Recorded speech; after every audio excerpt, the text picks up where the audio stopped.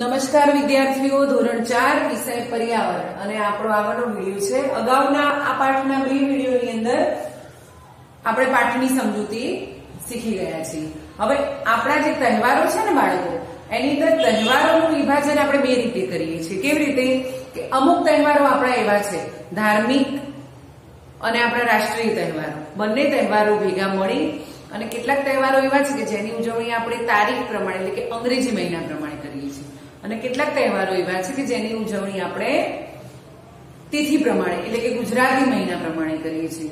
તો આજે આપણે એ તહેવારો વિશે જોઈશું. તો જુઓ બાળકો, ઉત્તરાયણનો તહેવાર એવો છે કે જે આપણે ક્યારે આપણો તારીખ પ્રમાણે જ આની ઉજવણી કરીએ છીએ. ઉત્તરાયણ ક્યારે આવે છે બાળકો ખબર છે? 14મી જાન્યુઆરી. ત્યારબાદ આપણો પ્રજાસત્તાક દિન એટલે કે 26મી જાન્યુઆરીની જે આપણે ઉજવણી કરીએ છીએ ને, આપણો રાષ્ટ્રીય તહેવાર છે અને આપણે એની ઉજવણી 26મી જાન્યુઆરીના દિવસે કરીએ છીએ. પછી શહીદ દિન છે અને એની ઉજવણી આપણે 30મી જાન્યુઆરીએ કરીએ છીએ. બરાબર? શહીદ દિન એટલે કે ગાંધીજીની મરણ તિથિ છે. એ દિવસે ગાંધીજી મૃત્યુ પામ્યા હતા એટલે એને શહીદ દિન તરીકે ઓળખવામાં આવે છે. ત્યારબાદ ખ્રિસ્તી નૂતન વર્ષ એટલે ખ્રિસ્તીઓનું નવું વર્ષ એટલે કે 1લી જાન્યુઆરી. બરાબર? એ ખ્રિસ્તી નૂતન વર્ષ તરીકે આપણે ઉજવીએ છીએ. ત્યારબાદ છે સ્વાતંત્ર્ય દિન. આપણો સ્વાતંત્ર્ય દિન કયો છે? 15મી ઓગસ્ટ. દર વર્ષે આપણે 15મી ઓગસ્ટના દિવસે એની ઉજવણી કરીએ છીએ. ત્યારબાદ ગાંધી જયંતિ. ગાંધી જયંતિનો એટલે કે 2જી ઓક્ટોબર. અને ગાંધી જયંતિ પણ આપણા રાષ્ટ્રીય તહેવારોની અંદર જ સ્થાન પામેલ છે કારણ કે એ દિવસે ગાંધીજીની જન્મતિથિ છે. બરાબર? ગાંધીજીની જન્મતિથિ અને ગાંધીજીની મરણતિથિ એટલે કે શહીદ દિન બંને આપણે ઉજવીએ છીએ. ત્યારબાદ છે બાલ દિન. બાલ દિન એટલે કે ચાચા નહેરુ ચાચાનો જન્મદિવસ અને 14મી નવેમ્બરના દિવસે આપણે આ તહેવાર ઉજવીએ છીએ.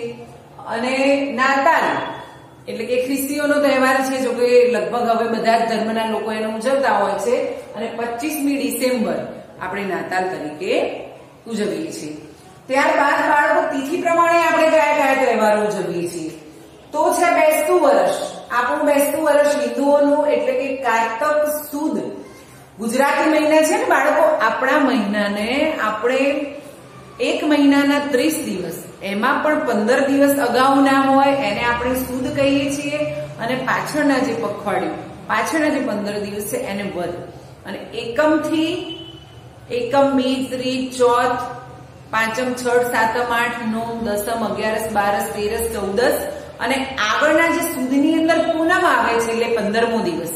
અને એ જ રીતે વદમાં એકમ, બીજ, ત્રીજ, ચોથ, પાંચમ, છઠ, સાતમ, આઠમ, નોમ, દશમ, 11, 12, 13, 14 અને વદનો જે છેલ્લો 15મો દિવસ હોય ને એને આપણે અમાસ તરીકે ઓળખીએ છીએ. તો આ રીતે પહેલા એકમથી પૂનમ સુધીનું જે 15 દિવસનું પખવાડિયું હોય એને સુદ કહેવામાં આવે અને ત્યારબાદ એકમથી અમાસ સુધીનું જે પખવાડિયું હોય પાછળનું મહિનાનું એને આપણે વદ તરીકે ઓળખીએ છીએ.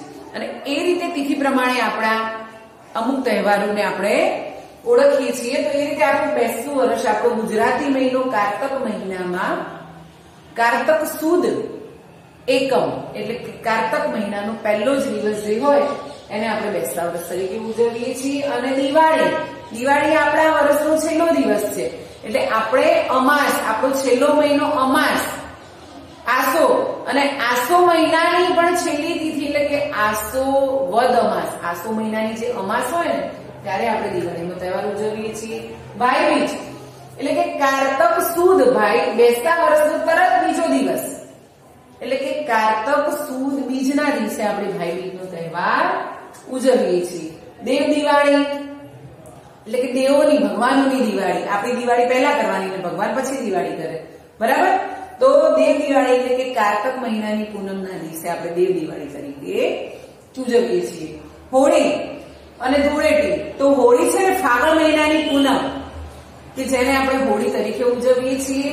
અને ફાગણ વદ એકમ એટલે કે હોળીનો તરત પછીનો દિવસ જેને આપણે ધૂળેટી તરીકે ઉજવીએ છીએ. રક્ષાબંધન એટલે કે શ્રાવણ મહિનાની, આપણો શ્રાવણ મહિનો પવિત્ર મહિનો અને એની પૂનમ રક્ષાબંધન, ભાઈ બહેન ના પવિત્ર પ્રેમનો તહેવાર કે જેમાં બેન ભાઈને રાખડી બાંધે છે ને એ રક્ષાબંધન તરીકે આપણે ઉજવીએ છીએ. જન્માષ્ટમી શ્રાવણ વદ આઠમ એટલે કે રક્ષાબંધન પછી તરત જે આઠમ આવે ને શ્રાવણ મહિનામાં પણ પાછળ વદમાં જે આઠમ હોય એ જન્માષ્ટમી તરીકે ઉજવીએ છીએ. દશેરા આસો મહિનામાં જયારે નવરાત્ર શરૂ થાય ને એટલે 9મા દિવસ પછી તરત દશેરા આવે છે અને દશેરાના દિવસે એટલે કે આસો સુદ દસમ ને આપણે દશેરા તરીકે ઉજવીએ છીએ અને એ દિવસે છે ને ફાફડા જલેબી ખાવાનું ખૂબ મહત્વ હોય. નવરાત્રી તો આસો મહિનાના એકમ થી માંડીને 9 સુધીના જે 9 દિવસ છે ને એ 9 દિવસ માતાજીની આરાધના અને પૂજાના હોય ને એને નવરાત્રી આપણે નવરાત્રી તરીકે ઓળખીએ છીએ. રામનવમી એટલે કે ચૈત્ર શુદ્ધ નોમ એ શ્રી રામ ભગવાનનો જન્મદિવસ છે એટલે આપણે એને રામનવમી તરીકે ઓળખીએ છીએ અને એ દિવસે ઘણા શહેરોની અંદર ભગવાન રામની રથયાત્રા એટલે કે એક પ્રકારનો વરઘોડું પણ કાઢવામાં આવે છે.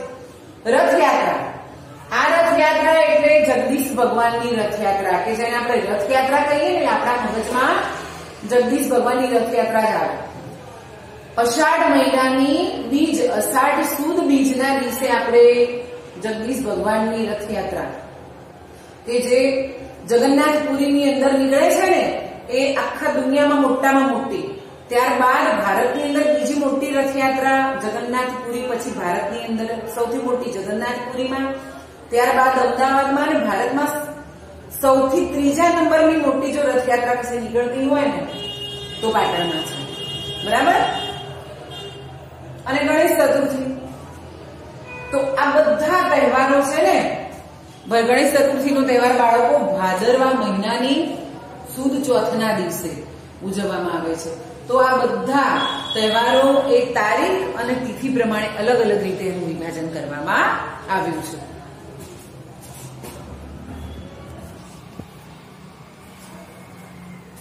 અહીંયા ખાલી જગ્યા છે બાળકો.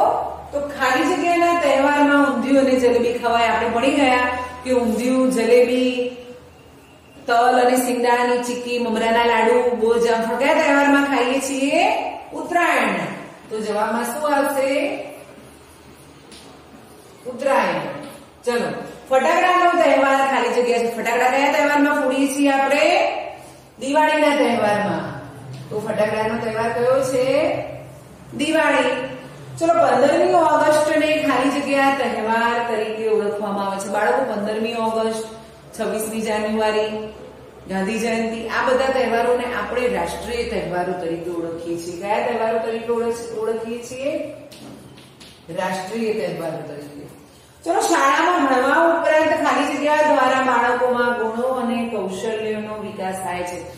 બાળકો શાળામાં ભણવા ઉપરાંત બીજી બધી જે એક્ટિવિટી એટલે કે જે પ્રવૃત્તિઓ થતી હોય છે ને કે અલગ અલગ જાતની સ્પર્ધાઓ, તમને પાઠ્યના આધારે અલગ કંઈક પ્રવૃત્તિઓ કરવામાં આવે, પ્રયોગો કરવામાં આવે છે, બધી કોમ્પિટિશનો રાખવામાં આવે છે.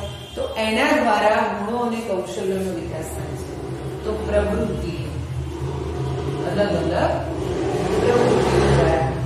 ચલો, શાળામાં બાળકોને અપાતા બપોરના ભોજનને શું કહેવામાં આવે છે? બપોર એટલે કે દિવસનો અડધો વચ્ચેનો ભાગ, મધ્ય ભાગ, એટલે એને મધ્યાહન કહેવાય. મધ્યાહન ભોજન કહેવામાં આવે છે. ચલો, નાતાલ ખાલી જગ્યા ધર્મના લોકોનો તહેવાર છે. નાતાલ કયા ધર્મના લોકોનો તહેવાર છે? ખ્રિસ્તી. અને એને આપણે બીજો કયા ધર્મ તરીકે ઓળખીએ છીએ? ઈસાઈ. ખ્રિસ્તી ધર્મ એ જ ઈસાઈ ધર્મ અને નાતાલ એ ખ્રિસ્તી ધર્મના લોકોનો ધાર્મિક તહેવાર છે. ખાલી જગ્યા તહેવારમાં ધાણી, મમરા, ખજૂર, સાકરના હારડા અને આ બધું કયા તહેવારમાં હોય છે? હોળી ધૂળેટી. કયા તહેવારમાં હોય છે? હોળી ધૂળેટીના તહેવારમાં. ચલો, પ્રજાસત્તાક દિન કયા દિવસે ઉજવવામાં આવે છે? તારીખ પ્રમાણે ઉજવાતો તહેવાર છે અને 26મી જાન્યુઆરી. પ્રજાસત્તાક દિન 26મી જાન્યુઆરીના દિવસે ઉજવાતો તહેવાર છે.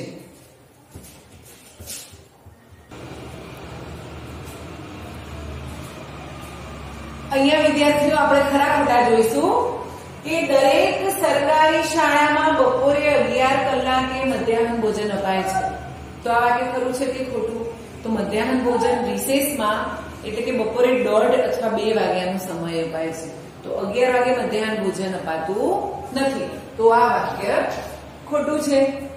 ચલો, સ્વાતંત્ર્ય દિવસ આપણો રાષ્ટ્રીય તહેવાર છે. બાળકો, સ્વાતંત્ર્ય દિવસ એટલે 15મી ઓગસ્ટ, પ્રજાસત્તાક દિન એટલે 26મી જાન્યુઆરી અને ગાંધી જયંતિ 2 ઓક્ટોબર.